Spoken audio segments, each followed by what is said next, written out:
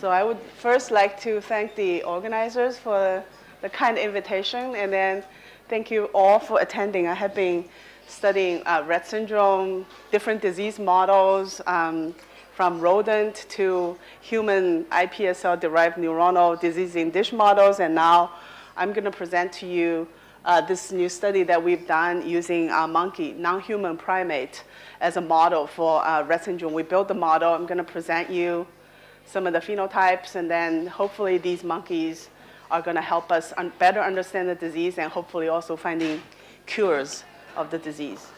So as you all know, that Rett syndrome is an X chromosome linked neurodevelopmental disorder. It happens almost exclusively in girls. And of course, the idea is, as Ellen just said, that because of the genetic transmission path is mostly from fathers, that's why you get girls.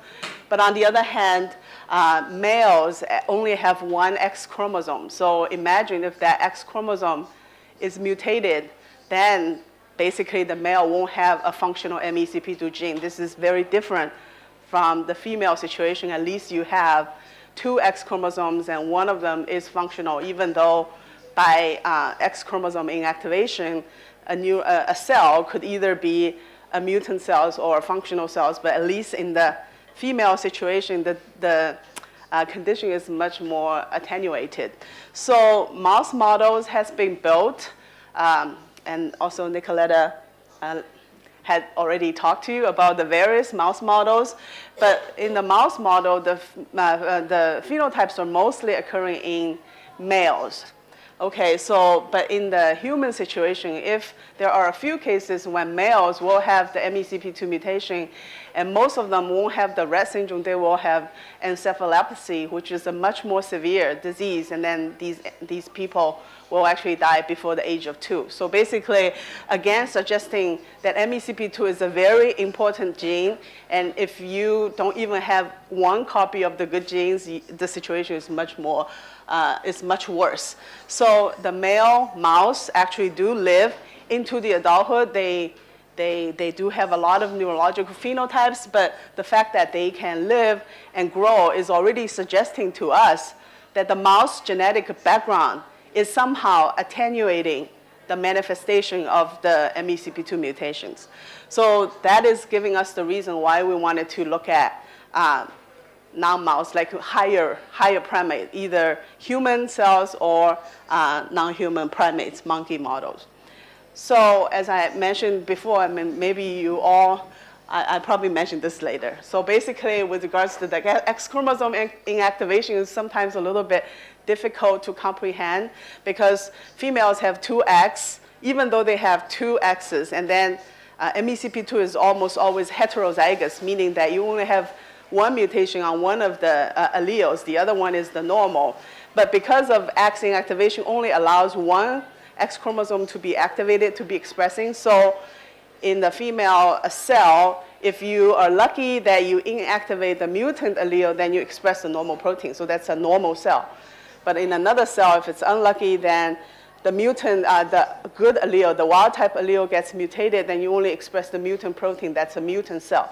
So in the brain of a Rett patient, they contain neurons that are either a diseased neuron or a wild type neuron that they intermingle together to form these neural circuits. And as it turned out that the circuits function not necessarily normally. So MECP2 is a protein that's highly expressed in the brain cells, in the neuronal cells, also the glial cells, but it's not expressing every neuron. So there is this diversity in the brain. Some people, when they are doing these transgenic studies, that they express them in every cell, that needs to be, we need to be a little bit cautious because some of the neurons never even express MECP2, and when you force MECP2 expression in those neurons, what's going to happen? We really need to be a little bit more careful. So as I also mentioned to you before, that Rett syndrome is associated with so-called epigenetic mosaicism. As Ellen just mentioned to you, two girls have the exact same mutation. They might manifest very different disease phenotypes. And part of the reason could be due to X activation. So a sister who has the same mutation, again, it's a heterozygous, because she's very lucky, so all the mutant alleles got inactivated, then this sister could behave just like normal people. So even though they carry the mutation, it does not really manifest any kind of a disease situation. But another sister who is unlucky, then they have the good alleles being all inactivated, so they express a lot of the mutant protein, then that sister will be sort of unlucky.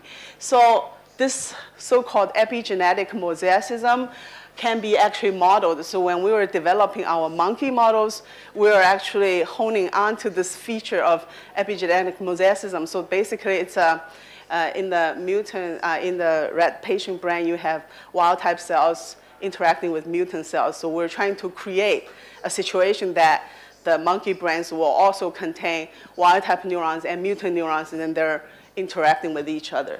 So the technology that we use, or the region that we target, as also Ellen had mentioned before, there are a lot of hotspots in the MECP2 gene in the methyl CpG binding domain. So the T158M mutation is a very highly frequent mutations. So we decided when we target the monkey genome, the monkey MECP2 genes, we wanted to also target this methyl CpG binding domain. And then the technology we use is called TALEN. So basically, these enzymes, those are endonucleases that can be designed to target any regions of the genome. So basically, there are these amino acids will recognize different nucleotides. So if you design the recognition sequence in the TALEN, then you can basically target, for example, the MECP2 genetic locus, and then the endonuclease will go in to cut the DNA. So basically creating mutations due to random repair. So basically, this paper was our first monkeys paper was published using the TALEN mediated gene editing towards the MECP2 gene. So we target this region, the exon 3 and part of the exon 4. This is containing the MBD, the methyl CpG binding domain. And then when we were designing these TALEN constructs, we actually used one strategy. Mostly people just do one pair of TALEN to target one particular spot. So then the endonuclease will cut in the middle of the recognition sequences. But in order to create lots of mutations, because we wanted to see phenotype in the first generation of our monkeys, so we designed 3 pairs of TALEN targeting pretty much the same locus. So 3 pairs, so our idea is if one pair worked, we'll create a mutation. If the other pair worked, we'll create another mutation. And the other pair worked, we'll create another mutation. So that way we'll maximize our chances of getting mutant MECP2 cells. So the technology we use, we take these fertilized egg. At one cell stage, we put these gene editing reagents into the cells and let them work. So they'll work for a prolonged period of time. So they will be hitting this MECP2 locus multiple times. And then in the end, we'll create an embryo that carries a lot of MECP2 mutations in different cells, and then hopefully will affecting the brain as well. So when we first did this, we used 2 types of monkeys. One is called the rhesus macaque monkey. These are the slightly bigger monkeys that has been used a lot in neuroscience research. They are highly cognitive. They can be trained to do a lot of cognitive functional assays. And the other kind is called the cynomolgus monkeys. They are smaller, about half of the size. And these are the monkeys that has been used by a lot of pharmaceutical companies to look at toxicities, and then the PDs, the pharmaco. So when they're developing drugs to do PK and PD analysis. So we use both monkeys. The cynomolgus monkey breeds all over the year, but the rhesus macaque only breed one time during the year, so in the September. So these are very more difficult to actually work with than the cynomolgus. So when we used the rhesus macaque and we did the did the gene editing procedure, and then we actually got 2 male monkeys that are miscarried at embryonic day 63 to 64. These are twins, but they are not identical twins. They're just 2 embryos transferred to the womb. And then when we analyzed their sex, we found that these are male monkeys. So the male monkeys died. And then in utero, so we analyzed different tissues to look at mutations of MECP2 genes, and we found that there are different organs, like for example the brains, the heart, the intestines, and then the liver, bones and muscles. They all carry mutations with different degrees, so ranging from 30% to 50%. However, we found that the testes, the genetic,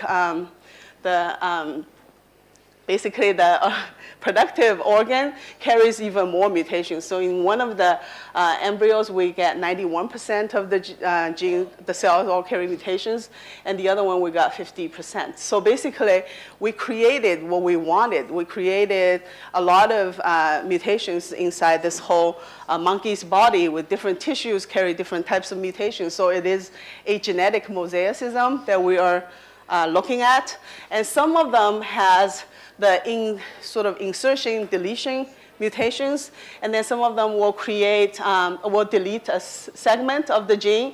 Some of them will create a stop codon, basically stop the gene. So all these are pretty detrimental to the protein. Then you will get non-functional proteins. But a lot of the other cases, we got point mutations in many different spots within the locus that we targeted. So the mutation rate is pretty high, and then it's occurring in different tissues as well. So when we published the paper, we also luckily worked on a cynomolgus monkey. Those are the monkeys that breeds all year round. We got a female monkey that were born alive, and then when we checked the placenta, we checked the skins, we checked the fibroblasts, and basically this is the monkey that also carry a lot of mutations. So this is sort of the first success to showing that we can actually do gene editing in monkeys and create potential disease models. So since then, 2014, we operated more monkey embryos, and then we got, basically we got a total of 16 animals, and then 2 of them are twins. So basically 14 pregnancies.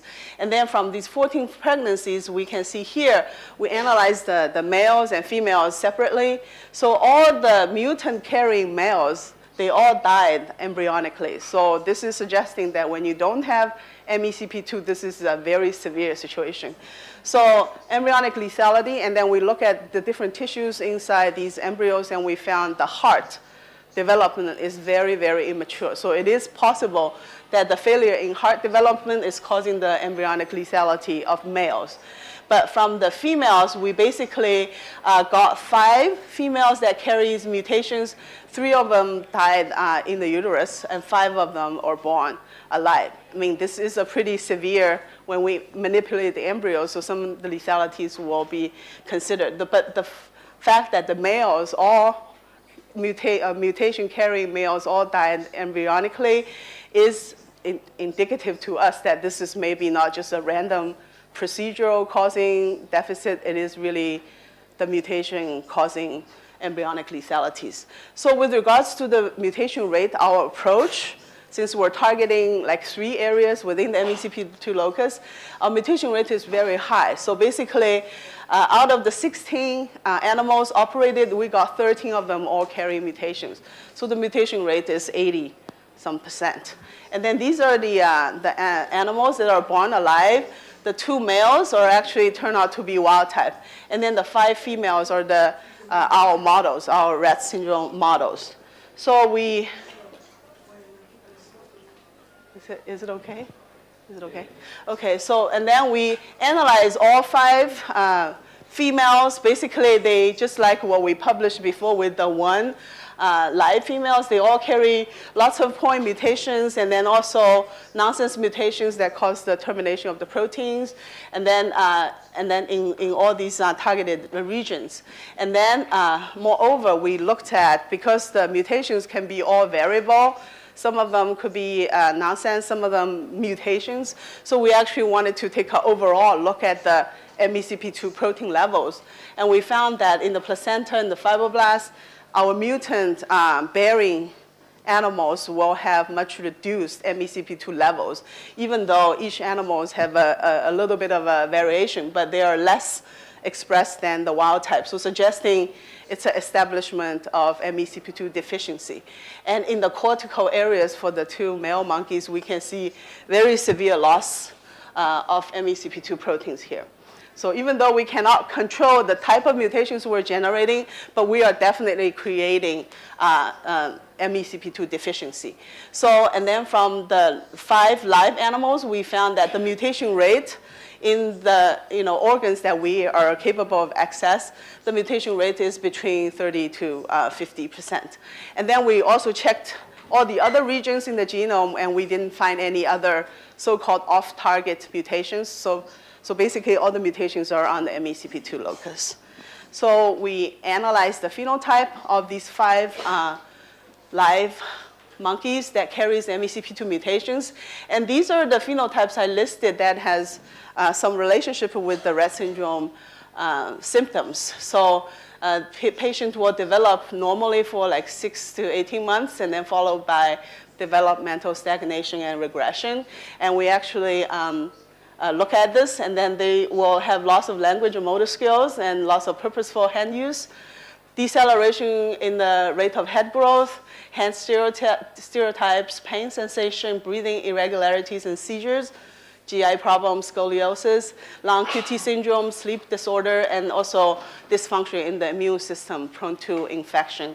And then there's always this argument whether Rett syndrome is a autism spectrum disorder. But we basically check their ability to initiate this active social interactions with other animals. So basically, the ones that I highlighted in red are the phenotypes we've also seen in the monkeys. Some of the black ones, either that we cannot really do, for example, seizure, we have not been capable of detecting seizure, but we didn't give them a EEG recording like all over the time, so we don't know if it's with more severity or when they grow older, they might develop this, we don't know. And then we have not checked the GI problems, we can in the near future. And then we didn't see scoliosis. And of course, the language, motor, especially motor skills in monkeys and humans. Monkeys are very, very capable of motor movement. So we didn't see a very clear-cut paralysis in monkeys. So this is the data. So we look at the body weight, and then the blue lines are wild type, and then the red lines are mutant. And you can see that the mutants are always a little bit, behind the wild type, but it has not reached statistical significance. We only have 5 mutant monkeys. So, and then the body lengths, you saw the same thing. So this is sort of hint that the trend is there, but we have not seen statistical significance yet. And we look at the head circumferences, and again, you see the mutant will have a slightly smaller developmental curve as compared to the wild type, but it also has not reached statistical significance. And the last one that has reached statistical difference is the biparietal diameter. So the distance between the 2 sides of the brain, and then you see the mutant has smaller diameters. So in human RTT patient, there are some MRI study that has been done to look at the cerebral size of the patients, and then there are certain regions in the gray matters, frontal gray matter, parietal, temporal, that they found that the patient will have a tendency to have a smaller structure. And then this is also true in our Rett syndrome monkeys. So you basically have seen there are many different regions, subregions in the brain that the mutant monkeys will have smaller volume as compared to the wild type. And developmentally, this is also dynamic. So some regions early on shows this difference, For example, the left amygdala at 8 months, there is a difference, but by 20 months, the difference is gone. But there are other regions early on, you don't see a difference, but then later on, the difference showed up. So basically, there is a pretty dynamic changes in the brain growth, and then definitely overall, there are certain regions in the brain that you will see there is a deficit in the mutant monkeys. And this is also have done in the rat patients on the SPECT. Basically, you look at the cerebral blood flow, and then in the rat patients, you will see reduced cerebral blood flow. And then in our monkeys, you also see, so in the frontal lobe, parietal lobe, occipital lobe, and then also the cerebellum, you have reduced blood flow. So basically, less activity is sort of hinted. And then, as everybody knows, that Rett syndrome will have long QT. So it's a long QT syndrome. And in our monkeys, we also see long QT by the EKG. And this is what's been reported on the rat patients. So if you look at other behaviors, for example, sleep pattern, we found our mutant monkeys have much more fragmented sleep. So they were going to sleep and wake, and sleep and wake, and lots of cycles. So you can see that there is a very significant difference. This is happening in patients, and this is also happening in MECP2 knockout mice, which is a study that's coming from our own group in collaboration with Caldwell at UCLA. So if you look at other behaviors, for example, pain, sensation. So when you are subjected to some heat stimulants, to certain degrees, you will withdraw. So what we had found that the mutant are less sensitive to the pain sensation, and then this is also true for the rat patient. And then also, if you present a very loud noise to the monkeys, and then wild-type monkeys will escape right away, but the mutant monkeys choose to basically curl themselves and then not escaping. And then if you look at the light-dark activity and day activities, there is a trend of differences that they are more active in the dark. But since it's not reaching statistical significance, so we don't want it to comment too much on that. And then if you look at the aggressive displays, all our monkeys don't show any aggression. So this is maybe different from maybe similar to some of the patients, but not all of them. And then if you look at the environmental exploration, so the animals like to explore the environment, but our mutant monkeys don't like to do that. And then the stereotypic behavior, you can see there is a very big difference. So our mutant monkeys also have a lot of stereotypic behaviors. I'll show you the movies very soon. And then the last one is the active social contact. Our mutant monkeys is also a little bit deficient on initiating social contact. So I'm going to show you some of the videos of the monkeys. So this is a wild-type monkey. If you see the loud noise, it'll run to the other chamber right away. But in our mutant monkeys, he can hear the loud noise, but he or she use a different strategy.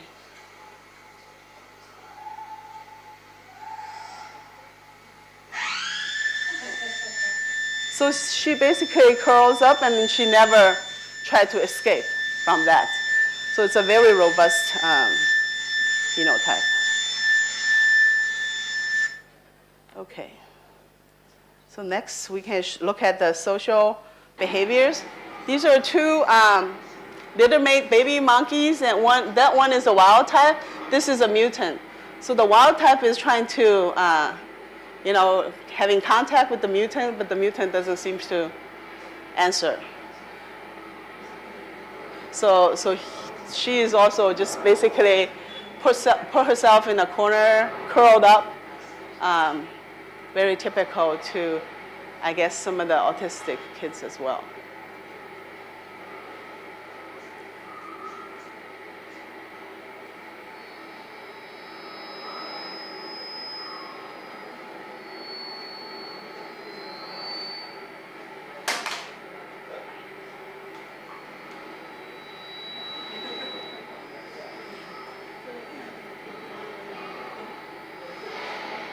So after she was disturbed, she still sort of curls up in a corner.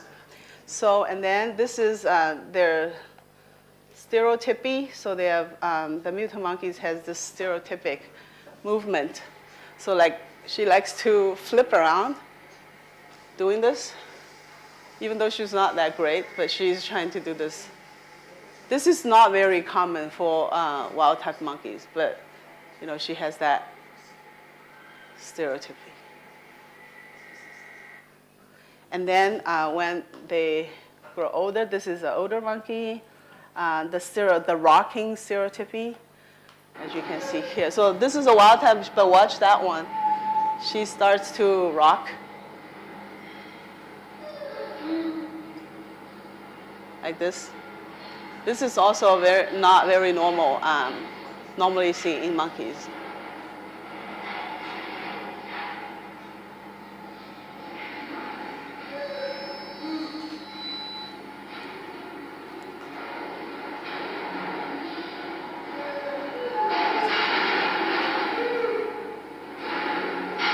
They're still with the mothers.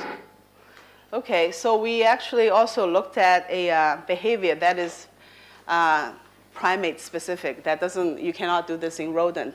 It's the eye tracking. So you present the monkey pictures of objects or a monkey face, and then what we found is if you, between the object and then the monkey face, the mutant monkeys prefer to look at the monkey face. However, if the monkey face is now charged with emotions, so the animals prefer to look at neutral face, like not emotionally charged face. They will avoid looking at the emotionally charged face.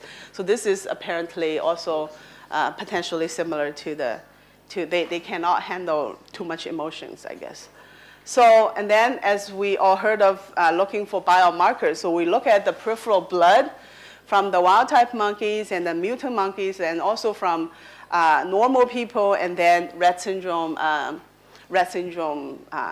people. So basically, we look at their gene transcription in the peripheral blood samples, and then we found that there are many genes that are involved in immune responses and all that are basically significantly decreased when you don't have MECP2. And this decrease is not only true for monkeys, but also true for humans. So human and monkey, they share similar gene expression changes with the MECP2 deficiency. And then there are some other genes that are involved in, so this is also another module involved in immune responses, defense responses. And this one is the opposite. They are upregulated in mutant monkeys and also similarly upregulated in Rett syndrome patients. And in that, you see a lot of the genes involved in translations, ribosomal biogenesis, and non-coding RNA processes. So basically, MECP2, as Nicoletta also mentioned, is a multifunctional protein. Not only regulates gene expression, but probably also regulates RNA synthesis. So by now, I'm almost done. I just wanted to show you one technology that I found is going to be very useful for Rett syndrome studies, because as you know, Rett syndrome, one of the features to it is very diverse. It's very heterogeneous. You don't have all the neurons expressing the MECP2 genes, and you don't have all the neurons express the mutant MECP2. So one of the ways to resolve that is to get really high resolution transcription data, because as Nicoletta mentioned, that MECP2 mostly is involved in gene regulation. So basically, when we do transcriptions before, for example, the blood transcriptome I showed you, we put all the blood cells together, extract RNAs from them. Okay, then the blood cell contains all kinds of cells. You have T lymphocytes, you have B lymphocytes, macrophages, and all that, but we are putting them together. Okay, so we don't know the gene expression changes is occurring in which cell types. So basically, we're averaging all the cells together, and we still find differences, but that is a very kind of a crude way of looking at differences. So nowadays, we can actually do transcriptome on single cells, individual cells, and when we can know all the genes that are transcribed in that particular cell. Using a technology that was developed by 10x Genomics, that's a company in the Bay Area in California, USA. And then, so using this kind of a technology in about 6 minutes, you can package about, up to 10,000 cells into single cell reverse transcription reactions. So basically, you package each cell in a reaction kind of a compartment, and then you can barcode all the cDNAs or all the mRNAs expressed in that cell. And after that, since all the things is barcoded, then you can actually get rid of all the, so you can basically, so it's using an oil to compartmentalize each single cells together with the barcoding system. After the reverse transcription, you can break the oil. And then since all the cDNAs are barcoded, then you can sequence them together. And then afterwards, when the sequence comes back, you can reconstruct transcriptomes for each single cells. So by using this, now we're looking at the blood. It's a completely different picture. Before, we only have one spot, even though we have, tens of thousands of genes expressed there. But now you can actually look at the blood profile. You can see there are T cells, this whole cluster. You can see the naive T cells, CD4 T cells, CD8 T cells, and then this is the NKT. That's the NK cells. That's the B cells. These are the monocytes, dendritic cells. And then you also see the rare population, CD34 progenitor cells. The idea is now we wanted to see mutant, like rat patient blood from the wild type. We wanted to see exactly what these gene expression changes are occurring. Is it the cell composition? Do we have less CD4 T cells in the patients, or do we have more? And then even though we don't have, the cell composition doesn't change, what are the gene expression changes? We can also find that. So this is a great way to, huge amount of information to tell you exactly what's going on in the patient blood. So this is just an example. This is a blood disease called leukemia, so acute myeloid leukemia, and this is a normal blood profile. So just by looking at this immediately, you will know that this is not normal, right? The cells that are here is not really here. So this big brown cell population represents these myeloid progenitor populations. These are the cancer cells. But what's interesting is that in addition to that, you can also see that this whole greenish population is gone. These are the naive T cells. So in the AML patient, in their peripheral blood, not only you see a lot of cancerous cells, you also see a loss of these naive T cells. And you also see the loss of B cells. Okay, you only have few B cells coming left over. So this is already telling us more about this blood disease. And then in this other disease called CML, which is the tumor of the monocytes, and you can see over there, you see the expansion of this green monocytic populations. And then also over there, the naive T cells are also gone. So basically what I'm trying to show you is that using this technology, we can really tell the patient blood in a very, very profound, accurate way, and we'll know exactly what's going on. And we can probably also distinguish the wild type cells from the progenitor cells, from the mutant cells, and then know exactly what's going on. And this technology can be applied not only to the blood samples, but also to tissue. So this is from our own group. We look at the P0 mouse spinal cord, and then by single cell transcriptome, we can sort out, basically by doing the sequencing, we can sort out an astrocyte population from neuronal populations, from oligodendrocyte progenitor populations, because every spot is a cell and it has a full transcriptome. So you actually can know, by the gene expression pattern, know what type of cells that is. And this is 1.3 million brain cells, cortical cells, that has been sequenced by the company. And then, as you can see, these are embryonic day 11 mouse cortical areas together with hippocampus, and then also the adult neural stem cell regions.